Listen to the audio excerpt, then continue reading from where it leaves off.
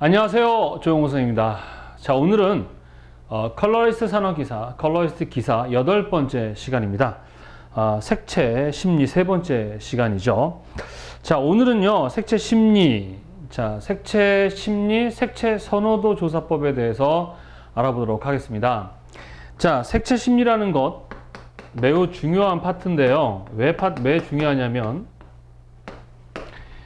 심리는 뭡니까? 선생님 이제 뭐 말씀드렸지만, 사람에게는 겉사람이 있고 속사람이 있다라고 얘기했었죠. 그죠? 그 속사람의 마음, 그 사람의 감정, 뭐 이런 것들은 다 속사람이죠. 그 속사람에게 영향을 주고 하는 것을 우리는 색채 심리다. 색이 어떠한 그 속사람에게 영향을 주는 그런 걸 연구하는 것을 우리는 색채 심리학이죠. 그런데 우리가 어떠한 뭔가를 연구할 때는 상당한 객관적 자료가 필요합니다. 여기서 객관적 자료라는 건 뭐냐면 모든 사람이 다 똑같을 수는 없지만 어느 적정 수준의 그런 어떤 합의 그리고 이해할 수 있는 객관적인 어떤 자료 이런 것들을 만들어내야 되는데 사실 이러한 어떤 색이나 향이나 소리나 뭐 이런 것들은 다 개인 감성 그러니까 좀 객관화시키기가 어려운 그러한 내용들이죠. 그러니까 일단 그런 것들을 조사하기 위해서는 어떻게 해야 된다? 그걸 수치화시키거나 객관화시킬 수 있는 어떤 방법이 필요한데 그걸 목표로 만들어진 조사 기법이 있습니다. 예. 자, 자료를 조사하는 방법은 되게 많죠. 그죠? 어떤 디자인을 하고 아이디어 낼 때 정말 필요한 건 뭐냐? 자료입니다. 자료. 그러면 그런 자료를 조사를 하는 여러 가지 방법들에 대한 이제 마케팅에서 좀 공부하겠지만 그 중에 하나가 뭐냐? 그럼 바로 SD법이라는 겁니다. 자, SD법 이거 시험에 아주 많이 나옵니다. 이걸 우리는 언어척도법 또는 의미분화법 또는 의미미분법이라는 말을 씁니다. 이게 뭐냐면 언어척도라는 건 뭐냐? 그 언어를 척도화시킨다. 뭐 척도라는 건 어떤 수치화시키거나 하는 걸 이야기하죠. 척도라는 건 수치화시키는 걸 이야기합니다. 왜? 객관적인 자료로 만들기 위해서인 거죠. 그래서 이 SD법이 뭐 색에 대한 어떤 그 선호도, 자, 색은 선생님 얘기를 했었죠. 색은 좋아하니 싫어하니 이런 식의 질문보다는 물론 그렇게 질문하셔도 상관없습니다. 그런 질문보다는 뭐라고 질문해야 된다고 그랬었죠? 너 어떤 색을 선호하니? 라고 물어봐야 된다 했었습니다. 엄마 좋아, 아빠 좋아 이거랑 똑같은 질문을 했었죠. 그죠? 마찬가지로 엄마가 좋아 그럼 아빠가 싫은 게 아니라 엄마도 좋고 아빠도 좋은데 엄마를 좀 더 선호해 이런 것처럼 색도 선호도라고 얘기합니다. 왜? 모든 사람들이 다 똑같이 또 100%다 똑같이 좋아하는 게 아니기 때문에 그래요. 그래서 선호도라고 얘기를 합니다. 그래서 그 선호도를 조사하는 다양한 방법 중에 하나가 뭐다? 그러면 바로 SD법이라는 겁니다. 이거는 시험에 매번 나오고요. 그리고 실제로도 여러분들이 이 SD법을 이용해서 특히 이 색에 관련한 자료를 조사하거나 분석할 때 많이 사용하는 방법입니다. 이것은 1959년에 미국의 심리학자인 오수굿에 의해서 고안된 방법인데요. 뭐 색뿐만 아니라 어떤 감성에 관련한 것들, 그죠? 뭐 아까 얘기했듯이 색, 음향, 뭐 소리, 뭐 이런 것들에 관련한 그래서 선호도를 비교 분석하는 선호도 조사를 목적으로 해 만들어진 조사 기법이다 이렇게 보시면 되겠습니다. 이거를 어떻게 조사하는가 뭐 자세한 내용은 여러분들 교재에 다 나와 있는데 제가 좀 쉽게 어떤 건지 설명을 좀 해드리겠습니다. 자, 예를 들어서 우리가 레드에 관련해서 색을 이제 조사를 하고 싶다. 그러면 이 레드에 대한 어떠한 선호도나 이런 감성적인 부분을 우리가 이제 조사를 하게 되는데 자기가 조사하고 싶은 이 빨간색의 어떤 감성 또는 뭐 선호도 이런 것들이 있겠죠. 그러면 그거에 대한 언어척도법이라고 했잖아요. 그죠? 관련한 특히 형용사 뭐라고요? 형용사. 우리 형용사는 뭐냐 그러면 감정을 좀 더 이렇게 사람들에게 뭐 나는 배고파 그러지만 어떻게 배고픈지 나 너 좋아해 근데 어떻게 좋아하는지에 대한 그 동사에 대한 좀 더 감정 있죠. 감정을 형용해주는 그런 역할을 해주는 게 이제 특히 여기서 이 감성과 많이 연결되어 있는 애가 누구죠? 형용사입니다. 보통 주어 동사는 이제 어떠한 목적인 자기의 상황을 설명해 주는 거라면 그 상황에 대한 좀 더 형용하고 또 감정을 잘 설명하기 위해서 만들어진 게 바로 형용사죠. 바로 이 형용사의 언어를 가지고 보통 이제 측정을 합니다. 예를 들어서 레드에 대해서 우리가 이제 크게 여러 가지 이제 이 형용사는 여러분들이 조사하고 싶은 감성에 대해서 여러분들이 결정을 하시는 거예요. 그런데 뭐 쉽게 두 가지를 하나 정할 수 있어요. 하나는 동적인, 자, 동적인. 그 동적인이라는 형용사에 그 반대의 의미를 반대표 놓습니다. 그럼 동적인 것의 반대가 뭐죠? 정적인, 이렇게 되겠죠? 정적인. 그러면 동적과 정적 두 가지를 가지고 여러분들이 이제 조사를 해볼 때 척도화를 시킨다는 건 뭐냐면, 우리 많이 조사해봤죠? 설문지 조사할 때 여기 보시면은 이렇게 5단계로 이렇게 나눠 놓고서는 매우 동적이다, 종적이다, 보통이다, 정적이다, 매우 정적이다, 뭐 이런 식으로 해서 5칸 나눠가지고 보통 설명 조사를 할 때 설문지에 조사하지 않습니까? 이거를 우리는 오척도라고 합니다. 뭐라고? 오척도. 그러니까 5칸으로 나눠서 척도화 시키는 걸 오척도라 하고요. 좀 더 세밀하게 조사를 하고 싶다면 이거를 7척도, 7칸으로 나눠서도 조사를 하기도 합니다만 보통은 5척도를 하죠. 자, 이렇게 하고 또 조사하고 싶은 게 있으면 같이 조사합니다. 레드에 대해서 어떻게? 부드러운, 그죠? 부드러운 이라고 할 수 있고, 반대는 뭐예요? 부드러운 거의 반대는 뭐 딱딱한, 이런 식의 내가 조사하고자 하는 두 가지 서로 반대되는 형용사를 가지고 여러분들이 조사를 하게 되는 거죠. 자, 그러면 이제 이 레드에 대한 감성, 물론 이거는 하나의 조사의 내용의 중에 하나입니다. 자, 이거 말고도 이제 선호도 같은 거에 대해서 조사할 때도 뭐 사용할 수 있어요. 일단 그리고 제품에 대해서 뭐 자동차나 뭐 이런 전자제품 같은 것도 다 가능합니다만 하나의 예를 들어주는 거예요. 자, 그러면 레드, 그럼 빨간색, 그러면 보통 이제 원색 빨간색으로 얘기합시다. 그러면 어떤 느낌이 많이 들죠? 물론 빨간색 안에도 다양한 색조들이 있어요. 그래서 뭐 고명도의 고채도 일대 뭐 다 다르지만 일단 얘는 그냥 보통 우리 기본색 레드로 한번 알아보겠습니다. 그럼 보통 레드, 그럼 느낌이 정적인가요? 동적인가요? 그럼 되게 다이나믹한 느낌이 나니까 요 이상이겠죠. 그럼 어느 정도냐? 뭐 이 정도다. 그럼 이렇게 체크를 하시는 거죠. 물론 제가 원색, 물론 얘가 색조에 따라 달라질 수 있어요. 자, 그 다음 빨간색은 약간 딱딱합니까? 부드럽습니까? 약간 부드럽죠. 이런 식으로 표시를 해주는 거예요. 그러면 이거를 이제 나의 생각이 아니라 객관화돼야 되니까 어떠한 조직이든, 그죠? 어떠한 그룹이든 또는 넓게는 어떤 나라든 그런 가서, 그죠? 네, 조사를 해야 되겠죠? 그러면 다양한 사람들이 이 레드에 대한 감성, 그러니까 선호도, 이런 것들을 그 조직이든 어떠한 그룹이든, 그죠? 그곳에서 이거를 갖고 조사를 하는 거예요. 그럼 사람들이 막 체크를 해줄 거 아닙니까? 그럼 체크된 그 자료를 가지고 그래프를 그리게 됩니다. 자, 다이어그램을 그리게 되죠. 보통 이제 요 두 가지를 조사했으면 어떻게 할까요? 이렇게 이런 식으로 하면 되겠죠, 그죠?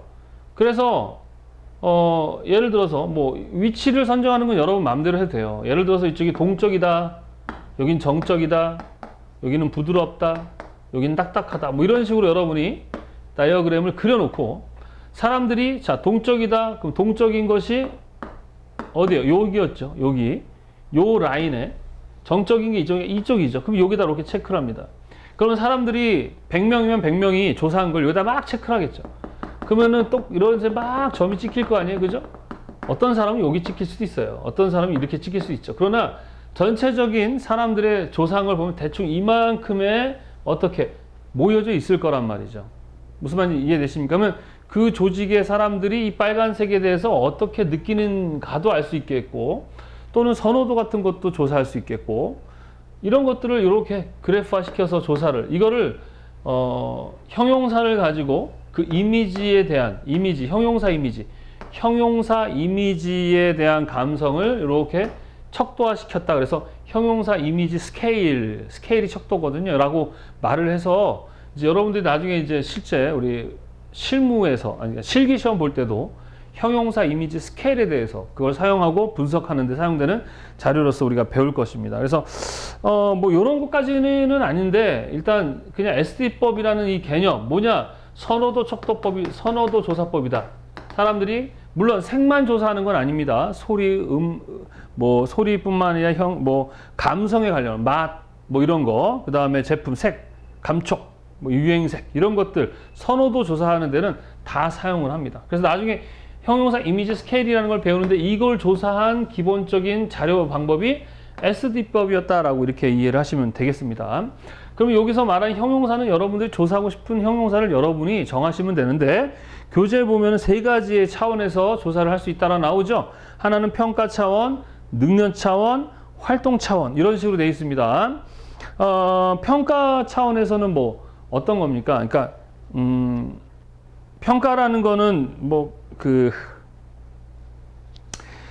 자, 예를 들어서 좋은, 깨끗한, 아름다운, 가치 있는. 그러니까 평가라는 거 있잖아요. 그 사람 어떤 사람이야? 그러면 좋은 사람이야. 그럼 좋은데 어떤 부분에서 좋은 사람이야?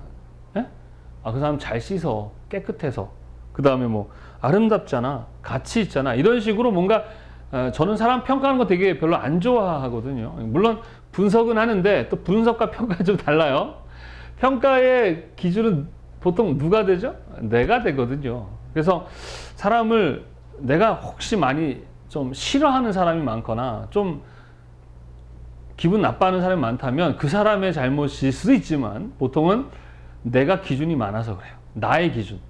왜냐하면은 그 사람을 이 60억 인구가 다 싫어하고 미워하면 그 사람이 나쁜 사람인 거 맞아요. 근데 내가 싫어하는 사람을 누군가는 또 좋아할 수도 있거든요.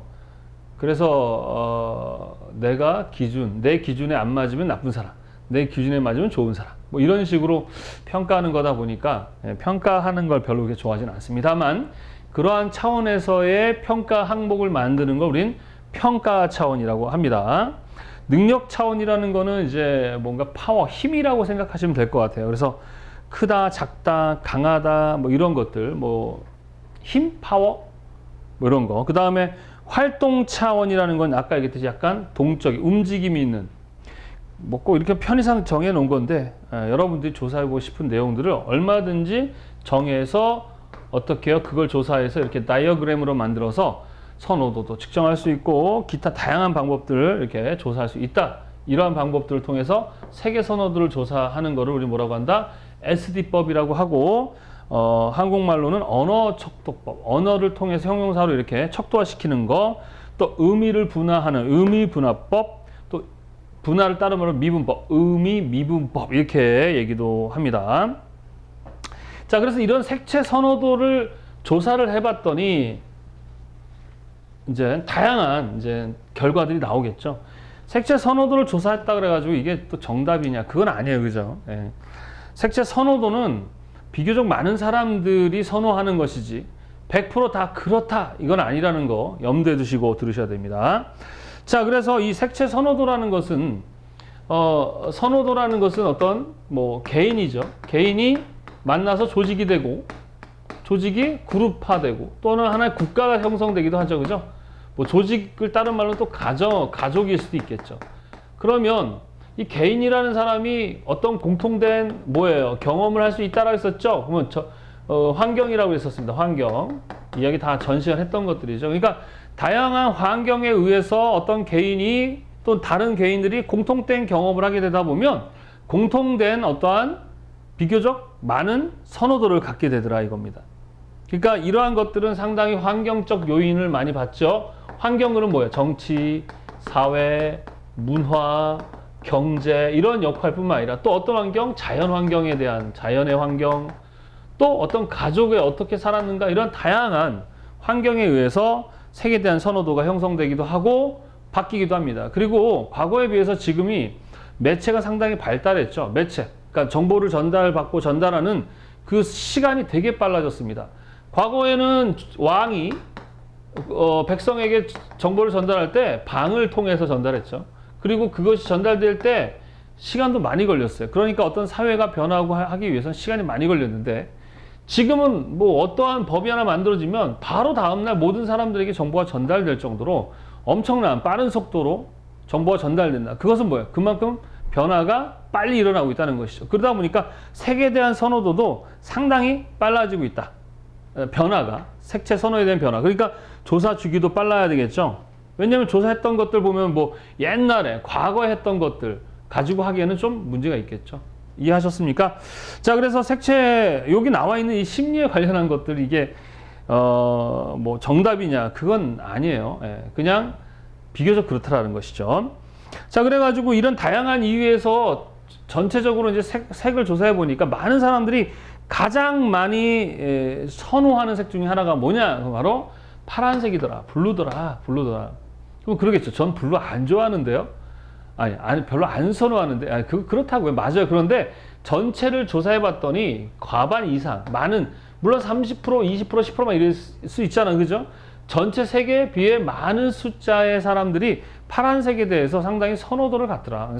파란색은 이렇게 좀 뭐랄까 좀 이렇게 성격이, 그러니까 파란색 자체 성격을 보게 되면 상당히 어때요? 좀 무난하잖아요. 그죠? 빨간색처럼 뭔가 막 이렇게 좀 동적이고 열정적이지 않으면서도 좀 편안하면서도 또 상황에 따라서는 이 파란색이 좀 평화롭고 열정적이기도 하거든요. 그러니까 좀 무난한 색이다. 그래서 많은 사람들이 파란색에 대한 선호도가 높더라.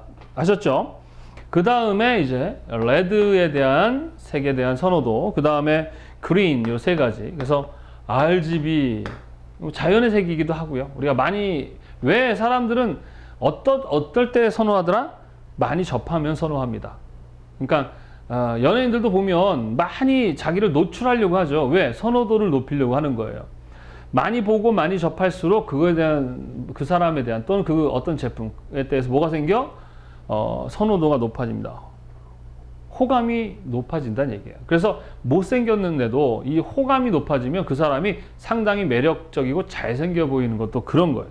그러다 보니까 어떤 걸 사람들은 보통 많이 선호하느냐? 많이 접한 색에 대해서 선호도를 갖게 돼 있습니다. 그러다 보니까 이 세 가지인데 이 중에서 어떤 놈? 파랑과 레드, 이 두 가지 난색한 색이죠. 보통 블루. 그러면 이 블루 안에도 다양한 색조가 있어. 그렇더라 그래야 되지. 딱 파란색을 선호해 이렇게 생각하시면 안 돼요. 물론 시험에서는 이제 가끔 나와요. 아시죠? 이런 누굴 선호하냐면 블루다라는 거. 그 외에 이제 자색이라는 건 이제 보라색이라고 생각하시면 됩니다. 자색, 보라색, 그 다음에 등색과 황색이라면 등색은 이제 주황색 정도, 그 다음에 옐로우. 근데 옐로우 같은 경우는 이제 상당히 친근한 색이기도 하면서 동적이면서도 서양에서는 어떻게 약간 배신자 뭐 이런 느낌이 들 수 있다고 했었죠. 또 가독성도 높고 하는데 여하튼 뭐 이거 누가 조사했는지는 모르겠어요. 시험에 이렇게 나왔고 교재에 이렇게 나와서 저도 이렇게 얘기는 하는데 한번 찾아봤는데 누가 조사했는지는 잘 모르겠어요. 그런데 여하튼 이렇게 선호도를 갖는다라고 합니다. 그래서 잘 참고해 주시기 바랍니다. 시험에도 가끔 나오니까 어떤 색을 가장 하더라? 파란색에 대해서. 그리고 이러한 색의 선호도는 어떤 거에 의해서? 다양한 환경에 의해서. 그러면은 이러한 정치, 사회, 문화, 경제뿐만 아니라 우리가 살아가고 있는 어떤 자연의 환경의 영향도 받더라. 그럼 자연 환경이라는 거는 어떤 것들이 있겠습니까? 사막지대냐, 바닷가냐, 산간지역이냐, 또 더운 곳이냐, 추운 곳이냐, 또 태양의 일조량에 따라서도 달라질 수 있겠죠. 그죠? 그뿐만 아니라 이 개인이 어떤 조직과 어떤 그룹, 어떠한 국가 안에서 있느냐에 따라서도 달라지고 또 개인의 경험에 따라 달라지겠죠. 그 개인이 좀 부자냐, 가난하냐, 또 사람들을 많이 만나느냐, 적게 만나느냐, 뭐 이런 여러 가지에 의해서 뭐가 달라질 수 있다? 그 선호도가 달라질 수 있다. 그리고 어떤 시간이 점점 빨라지고 있다. 이 선호도에 대한 변화가.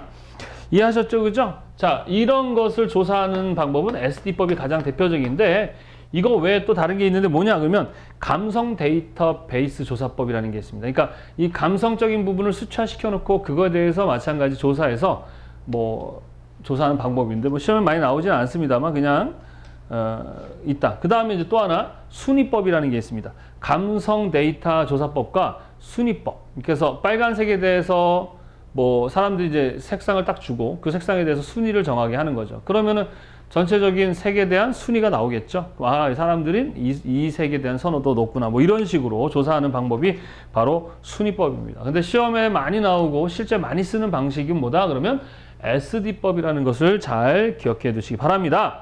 자, 그래서 이 색채 선호도를 가지고 조사해 봤더니 하고 나온 것들인데 이제 뭐 시험에 자주 나오는 것 중에 하나가 뭐냐? 유아라는 건 이제 유치원 아이부터 초등학교 1학년, 2학년 뭐 그 정도의 아이들을 유아라고 하는데 이 아이들은 보통 단순한 그런 배색을 상당히 선호하더라. 얘기했죠.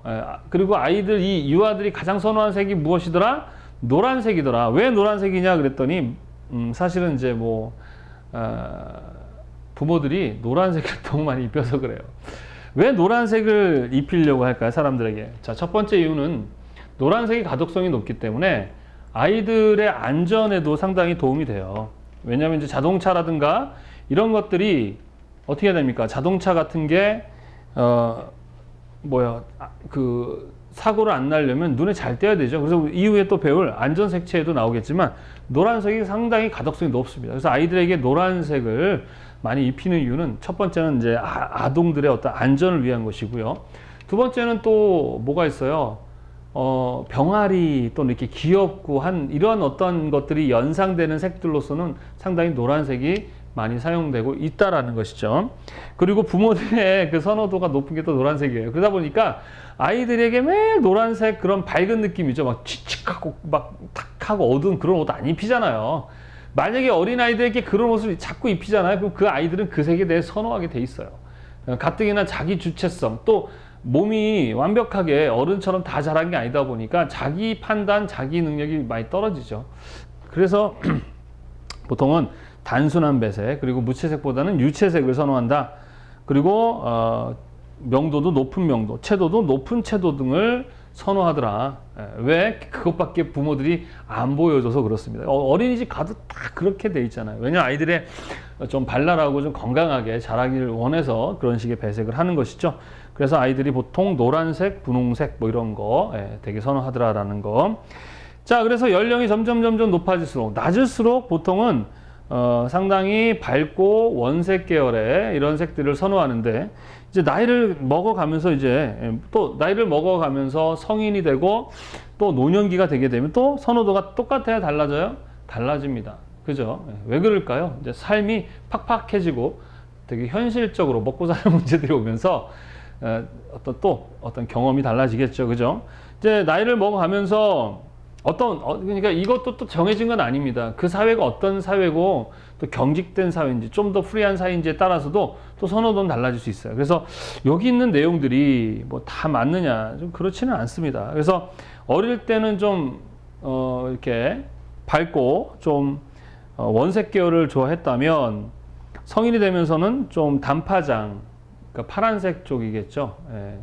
왜 그럴까요? 이제 피곤하고 스트레스 받으니까 좀 색에서도 좀 안정감 있는 색을 선호할 수 있겠죠. 그리고 노년기가 되면 좀 더 힘도 많이 빠지니까, 뭐 좀 차분하고, 채도도 좀 낮고, 그죠? 좀 약간 중명도 이하의 그런 색들.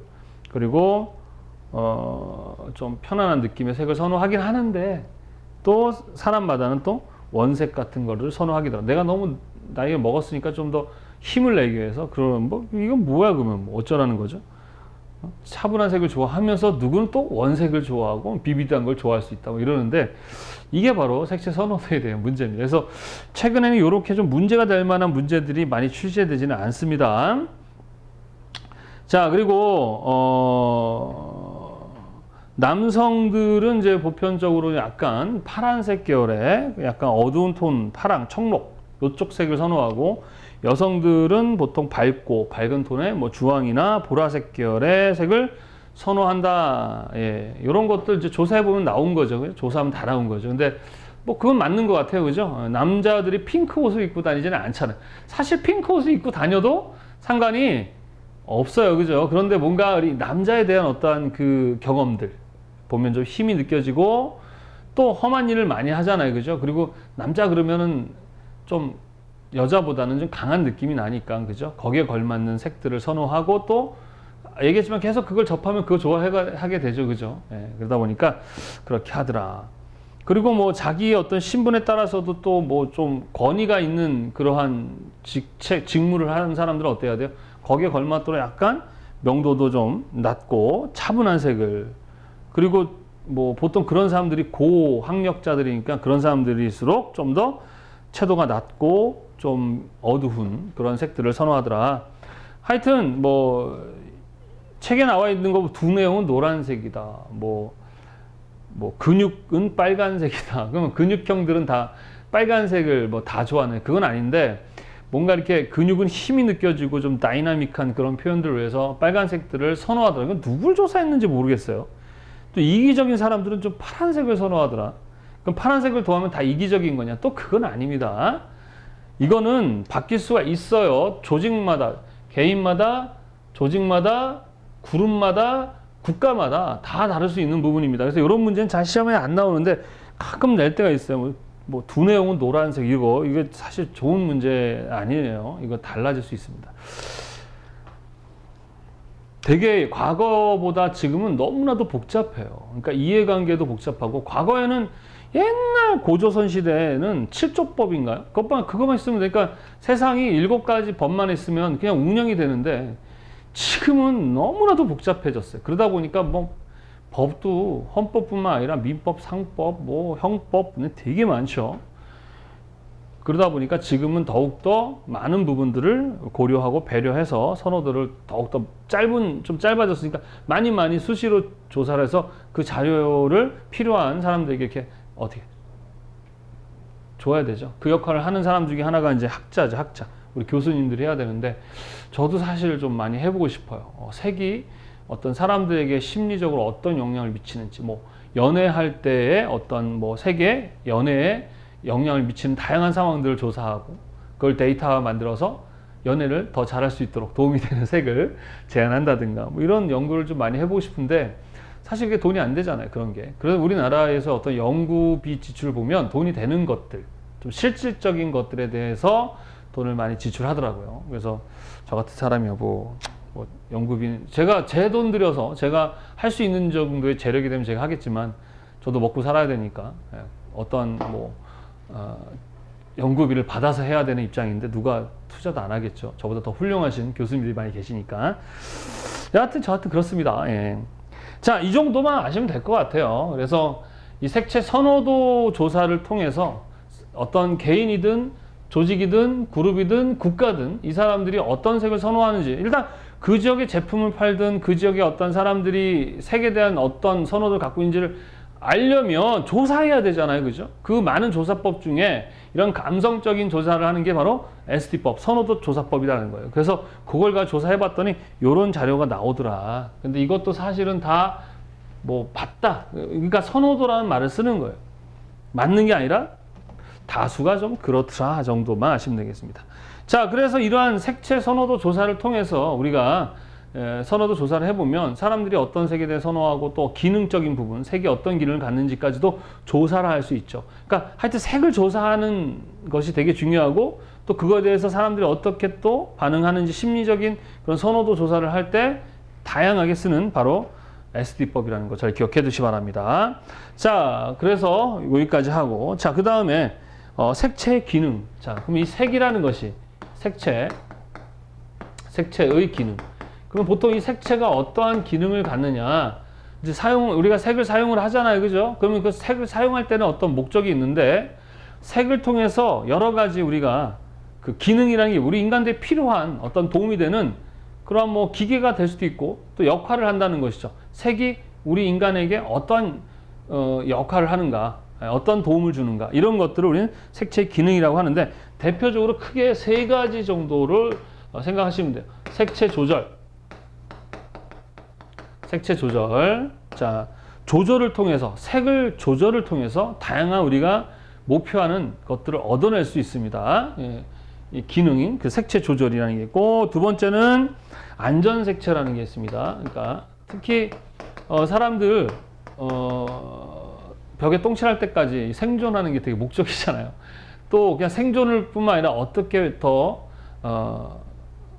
잘 먹고 잘 살 수 있는가, 또 누리며 살 수 있는가, 이런 거에 대한 관심 많잖아요. 그죠? 예. 그랬을 때 죽지 말아야 돼. 근데 사람들이 어떤 위험에 많이 노출돼 있고 실제 사망하는 데 있어서의 이런 사고를 통해서 사람들이 이렇게 사망하는 경우가 많죠. 그래서 그런 부분을 방지하는 차원에서도 색채를 사용할 수 있다는 거.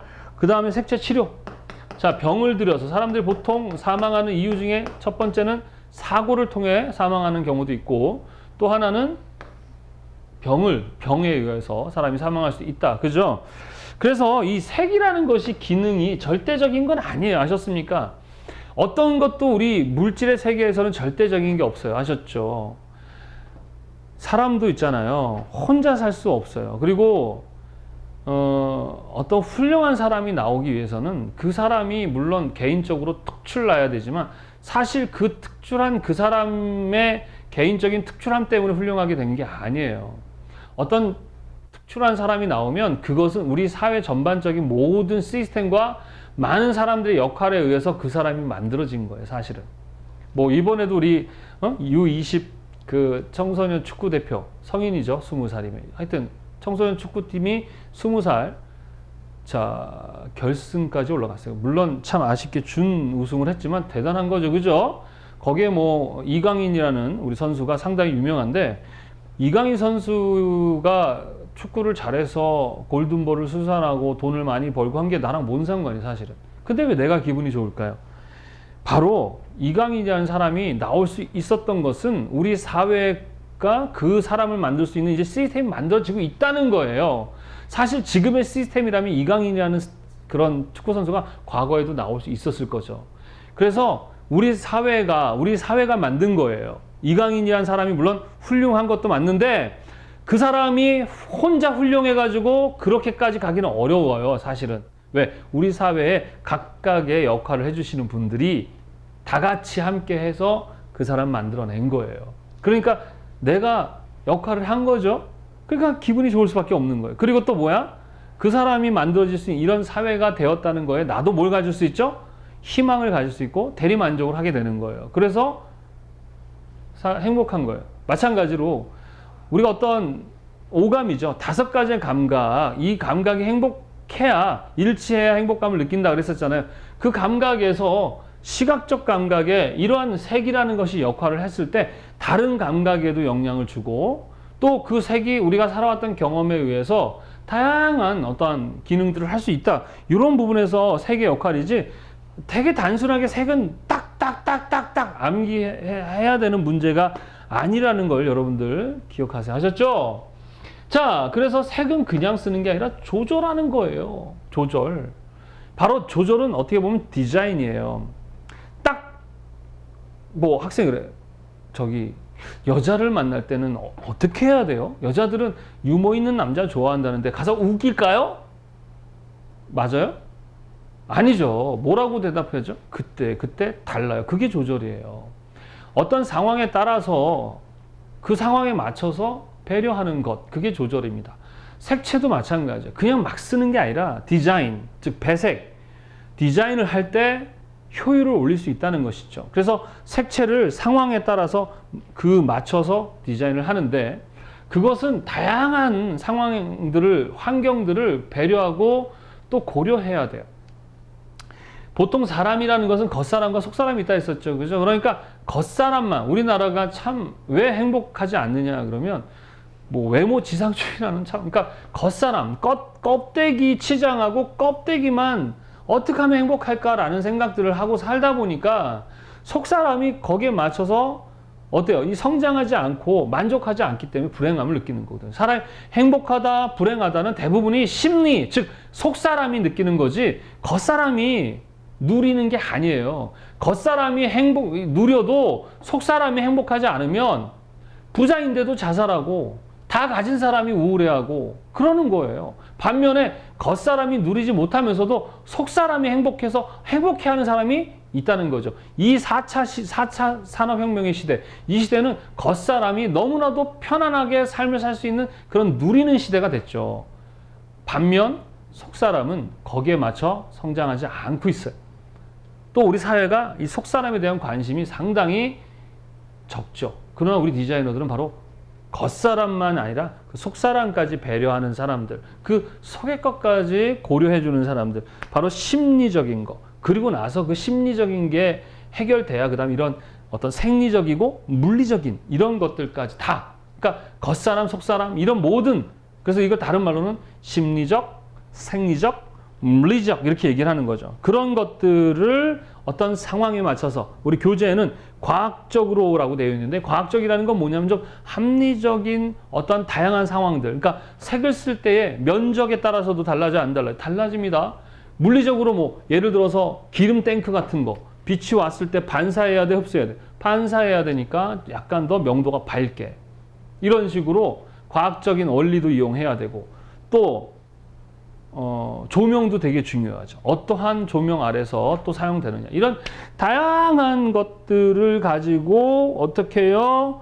색을 사용하는 것. 그걸 우리는 색채 조절이라고 얘기를 합니다. 무슨 말인지 아시겠죠? 그래서 이 색채 조절이라는 것은 다양한 분야에서 사용되고 있고, 뭐 쉽게 얘기해서 뭐 그냥 디자인이라고 생각하시면 되겠습니다. 처음에 많이 나오는 게 이제 색채 조절은 왜 하느냐? 첫 번째, 인간들이 행복해지려고 하는 거예요. 그러면 행복이라는 건 다양한 상황들이 있겠죠, 그죠?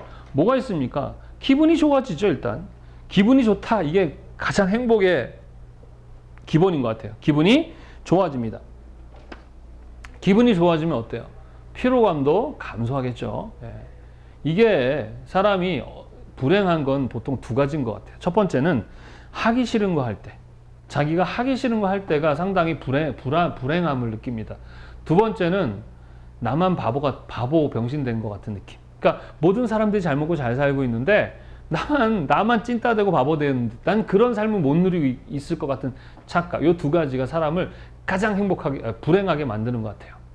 근데 사실은 그렇지 않은데, 그지? 예. 그래서 기분이 일단 좋아야 돼요. 그런 피로감도 줄어요. 그래서 자기가 좋아하는 걸 하면 똑같은 일이라도 스트레스를 받는 정도가 줄기 때문에 기분이 좋아집니다.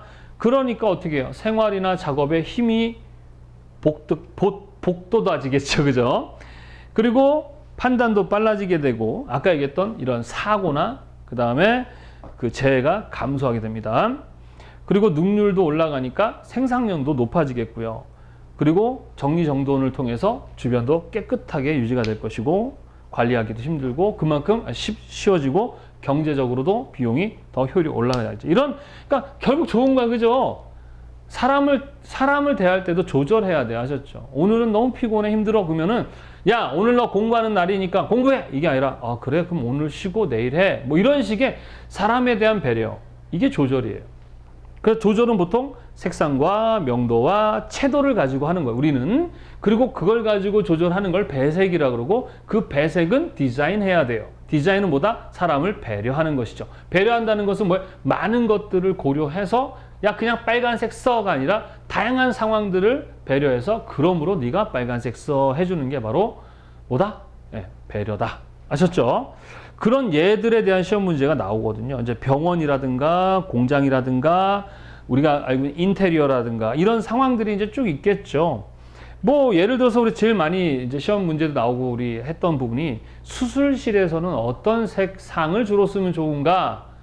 자, 색상만 사실 얘기하면 안 됩니다. 항상 명도와 채도인데 보편적으로는 이제 V잔상이라고 그랬죠.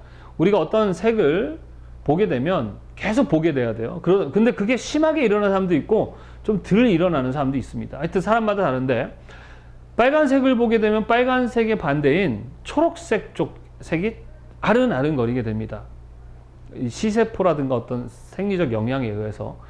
그래서 수술할 때 보통 많이 빨간색을 보잖아요. 그렇게 되면 이 색에 의해서 이 형태나 이런 것들을 구분하기 어려워질 수 있겠죠, 그죠? 그러니까 그런 V잔상 없애고 또 좀 청결함을 유지하고 하기 위해서 청록색 계열의 색을 하면 도움이 된다, 이런 거예요. 자, 군대에서도 색채 조절이 필요합니다. 과거 선생님 군복이 지금은 이제 바뀌었지만 요 가슴 부분에 계급장이 있었는데 거의 비비드 옐로예요. 가독성이 가장 높은 옐로가 그것도 심장에 있었죠. 그걸 전투복으로 만들었었어요. 그거 입고 전쟁터 나가면 저는 바로 죽는 거야. 적군은 땡큐지 뭐. 뭐만 보고 쏘는데 노란색만 보고 쏘면 거의 백발백중이에요. 팔에는 빨간색 비비드. 가장 뭐예요? 가독성이 높았던 그런 색으로 전투복을 디자인했었단 말이죠. 그만큼 뭐예요? 이 실전 전투를 안 해본 거죠. 이 위에 장군들이나 이런 관리자들이 그냥 계급, 역시 군대는 싸움을 잘해야 되는데, 계급 쌓이니까 말 잘 들어 이거야. 그러니까 계급 보고 인사 잘하라고. 그런 문제인식 능력이 떨어진 거죠. 그러니까 군대에서도 컬러리스트가 필요하다, 안 필요하다? 필요하다. 그래서 병원에 인테리어, 막 조울증, 우울증 환자를 위해서 그냥 막 회색에 막 탁 하고 막 이런 방에 놓으면 더욱더 그 사람 기분이 어떻게 되겠어요? 더 그러겠죠. 그러면 그런 사람들을 위해서 어떻게? 좀 더 채도도 높고 밝고 한 난색 계열의 이런 식으로 해주는 거죠. 그래서 이거는 애우는 게 아닙니다.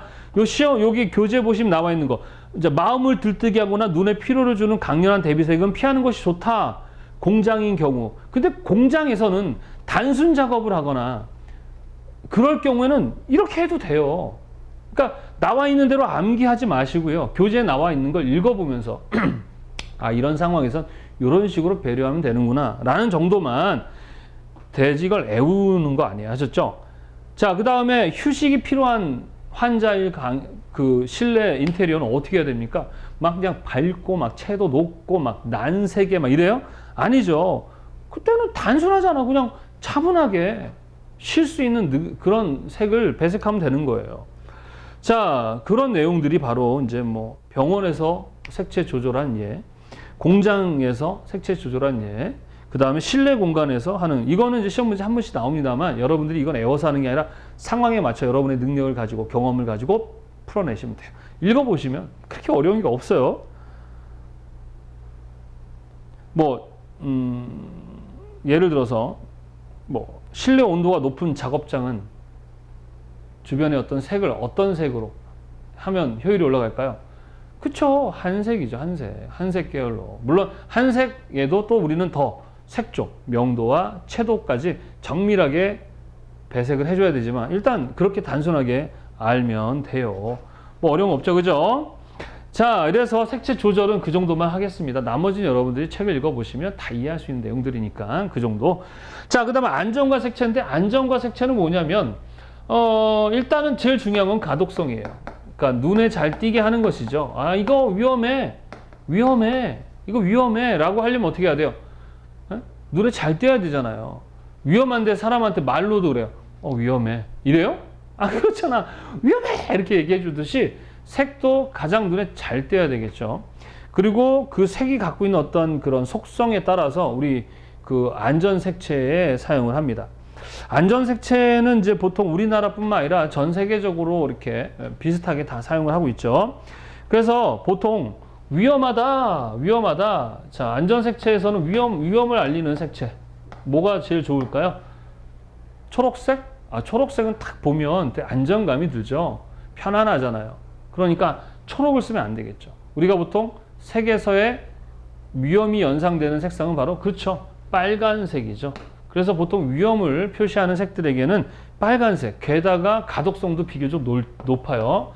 그러면 이제 색조 얘기하는 거 아닙니다. 그냥 기본 색상에서의 느낌을 얘기하는 거죠. 비교적 좀 밝아야 되겠죠. 빨간색도. 그래야 더 합니다. 그래서 긴급한 어떤 위험 표시 또는 금지 이런 것들, 뭐 화약 같은 위험물들 이런 표시할 때 뭐를 주로 사용하죠? 레드를 많이 사용합니다. 자, 그다음 아까 얘기했듯이 좀 안전합니다. 이제 안전합니다라는 안전을 표시할 때는 레드보다는 옐로도 조금 명도도 높고 좀 흥분되잖아요. 그래서 그린 쪽으로 사용을 많이 하는 편입니다. 그래서 우리 안전모라든가 뭐 안전을 표시하는 데는 이렇게 초록을 많이 사용하죠. 그 다음에 이제 보통 노랑은 얘가 눈에 잘 띄죠. 얘도 가독성. 그러다 보니까 위험보다는 주의해라,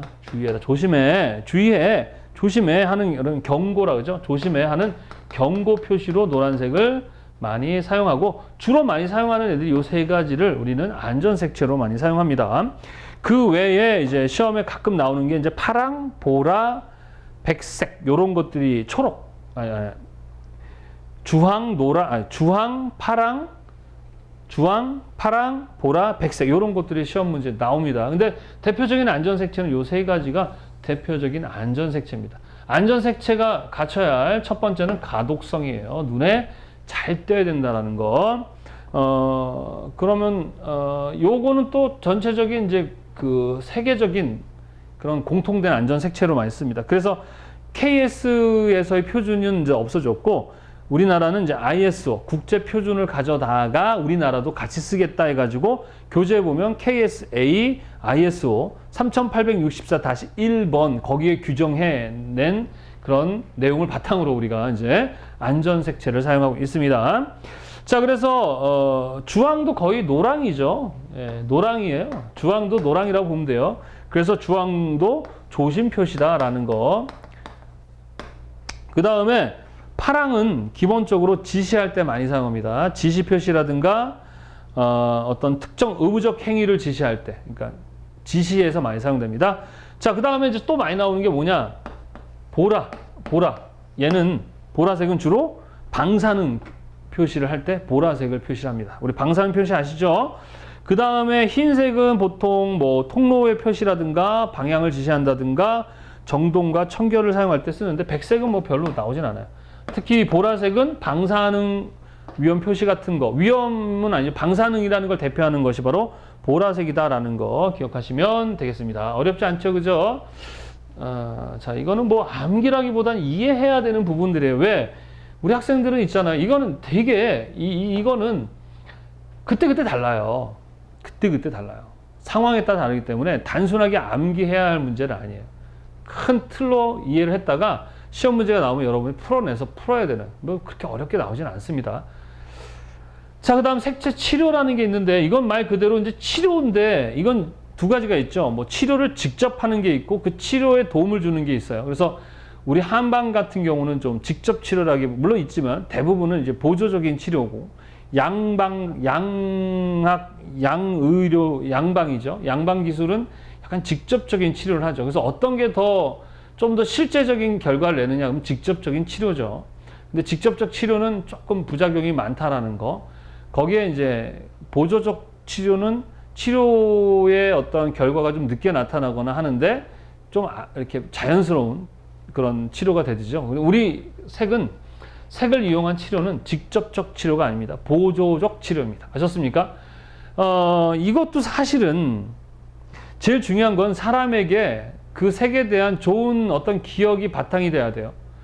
그리고 이건 다 사람마다 또 다르죠. 그러니까 이걸 하기 전에는 지금 우리 교재에 나와 있는 것처럼 이런 것들이 동일하게 사람들에게 영향을 준다. 사실 안 그렇습니다. 일단 이 색채 치료는 먼저 그 사람에 대한 분석이 바탕이 돼야 돼요. 그러니까 심리치료 또 정신과 치료가 기본이 된, 상당히 상담 자체가 기본이 되고 나서, 우리 약도 그렇잖아요. 모든 사람의 이야기 다 되는 게 아니잖아요. 그러니까 의사라는 사람에 의한 어떤 개인적, 객관적 자료에 의한 분석에 따른 처방이 있듯이 마찬가지 이거는 어떤 색 쓰면 무조건 그 사람에게 도움된다. 이건 아닙니다. 반드시 그 디자인, 이 컬러 치료를 하는 그 디자이너의 어떤 역량이 필요해요. 판단이 필요합니다. 그래서 이 문제들은 사실 이런 그 색채 치료와 관련된 문제들은 사실 그 뭐 할 수 있어요. 좀 문제 제기할 수 있기 때문에 그렇게 많이 출제되지는 않습니다. 빨간색이 보통 보면은 빨간색이라는 색상만 가지고 하는 게 아니야. 아셨죠? 빨간색 안에 명도와 채도가 있거든요. 그거 가지고 조절을 해 주셔야 되는 거예요. 그래서 색채 치료는 직접적인 치료가 아니라 보통 보조적 수단이고, 또 색 가지고만 그 사람들을 어떤 방 안에만 가다 놓으면 그 사람들 행복하냐. 그렇지 않아요. 보통 향기, 그러니까 소리, 오감 있죠. 오감의 치료, 향기, 소리. 그래서 물 같은 그런 그 온천수 안에 향과 그 물의 온도, 그리고 소리, 그 안에 컬러, 이런 것들을 가지고 사람을 이렇게 평화롭게 해주고 스트레스를 감소시키고, 이러한 보조적인 치료예요. 그러게 되면 사람의 뭐가 올라갑니까? 면역력이 올라가죠. 사실 세상에서 가장 좋은 약은 면역이래요. 면역력, 스스로 면역. 그래서 암치료, 암두 같은 거 말기 암 환자들인데 이제는 뭐 에라 뭐 죽으면 죽는 거지 뭐 할 수 없다 그러고 그냥 나는 항암 치료 안 할 거야, 그냥 자연에 가서 살다 죽을래 하고 자연 속에 들어가서 나는 자연인이다 해가지고 먹는 것도 사실 뭐 더 못 먹고 그러는데도 편안하게 생활하다가 어느 죽어야 되는데 안 죽어. 그러다가 막 보통 5년이거든요. 암에 대한 그런 생존이 되는 게 5년인데 5년 동안 안 죽는 거야. 뭐 이런 분들도 계신 것처럼 색도 그런 개념이지, 뭐 이 색들이 이거에 직접적인 치료가 된다 이렇게 볼 수는 없습니다. 보통 빨간색 같은 경우는 좀 이렇게 흥분이 되고 이렇게 색 자체가 강하잖아요. 그러니까 그거와 관련된 어떤 것에 도움이 돼요. 그리고 또 신기한 게 그 우리가 먹는 음식들도 있잖아요. 그 색에 따라서, 그래서 예를 들어서 빨간색 관련한 건 우리 혈관 계열이나 이 몸 피에 관련한 어떤 혈관 계열에 영향을 준대요, 실제로. 초록이라는 것도 우리 몸의 어떤 안정이나 평화 이런 데 상당히 도움이 된다고 합니다. 그래서 색채 치료요법에 사용되는 색채는 그냥 읽어보셔야 될 것 같고요. 이게 맞다? 아니다. 이것도 처방이 필요하다라는 거. 아셨죠? 그래서 뭐 치료 기법들 중에 이제 뭐 레이키, 차크라, 오라소마, 수정요법 이런 것들이 있는데 이것도 상당히 많은 연구와 자료가 연구해야 하고 또 많은 자료들이 있을 거예요. 이것은 사람마다 달라요. 처방이 필요한 것입니다. 이대로 그냥 암기해서 하는 게 아닙니다. 무슨 말인지 아시겠죠? 그래서 시험 문제도 그렇게 엄청 많이 나오는 부분은 아니에요. 그래서 그런 내용 정도만 이해하시면 되겠습니다. 단순히 빨강은 뭐 소심, 우울증에 도움이 돼. 당연히 막 힘이 좀 나잖아요. 그러니까 소심하고 우울하는데 도움은 좀 되겠지만 직접적인 영향을 주는 게 아닙니다. 다양한 다른 감각이 그 환경이 됐을 때 빨간색이 같이 있을 때 도움이 되는 거지 색 가지고만 직접적인 치료가 되는 것도 아니고 또 빨간색 안에도 명도와 채도가 있기 때문에 그 색조까지 조절을 해줘야 돼요. 그래서 어떻게 된다? 처방이 필요하다. 그러니까 환자에 대한 또는 그 사용자에 대한 충분한 이해와 배려가 있어야 되기 때문에 그걸 진행하는 사람이 심리학이라든가 이런 치료에 관련한 기본 지식이 바탕이 돼 있어야 한다라는 거로 넘어가겠습니다. 이해하셨습니까? 심리라는 것은 사실 되게 다양하죠. 그러다 보니까 이게 사실 제대로 하면 제일 양이 많아요. 심리 부분이. 그렇지만 그걸 객관화시켜서 시험 문제로 냈을 경우 뭐 할 가능성이 높아요. 되게 문제 제기될 부분이 많습니다. 그러다 보니까 애매한 문제들은 잘 안 나와요. 그래서 색채 지각편이 가장 쉽고 심리편은 여러분들이 충분히 이렇게 풀어낼 수 있는 정도의 문제로 나온다. 이렇게 보시면 되겠습니다. 자, 그래서 오늘 배운 내용들은 가장 중요한 건 ST법입니다. 이건 반드시 시험 문제에 나와요. 색채 선호도를 조사하는 것이죠. 색채를 왜 선호도를 조사해야 돼? 색을 사용하거나 또는 분석해야 될 때는 반드시 먼저 조사를 해야 되거든. 근데 이 색채를 선호하는 것은 속사람, 심리적이고 감성적인 거라서 그걸 객관화시킬 수 있는 그러한 자료 조사가 그렇게 많지 않은데 ST법. 그 조사해 보니까 뭐 유아, 노년, 여자, 남자, 성인 이런 사람들마다 선호하는 것들이 다르더라. 근데 그런 것들은 다양한 어떤 환경 그리고 자연환경 이런 것들에 의해서 달라질 수 있더라. 그리고 그런 것들을 가지고 우리가 색을 사용할 때 색을 조절하고 안전색채, 색채 치료 이런 데 사용할 수 있고 기능을 갖더라. 이런 내용으로 이해하시면 돼요. 오늘 파트는 그렇게 어려운 파트는 아니에요. 자, 항상 파트가 끝나고 나면 어떻게 하겠습니까? 내용을 보고 암기하시고요. 어쨌든 시험이기 때문에 이론서에다가는 제가 주로 시험에 많이 나오는 것들만 정리를 했어요. 예, 거기 보면 몇 년 몇 월에 출제되었다. 이거 정말 고생 많이 했거든요. 첫 창기 때부터 지금까지 다 정리했습니다. 그래서 그 많은 것들을 다 공부할 수 없죠. 예, 선생님의 강의를 듣고 이해하시고 그 책에 있는 정도만 암기를 해주시면 될 것 같습니다. 무슨 말인지 이해되시죠? 자, 이렇게 해가지고 색채 심리 오늘 8회차 강의를 마무리하고요. 다음 시간에 뵙도록 하겠습니다. 자, 감사합니다.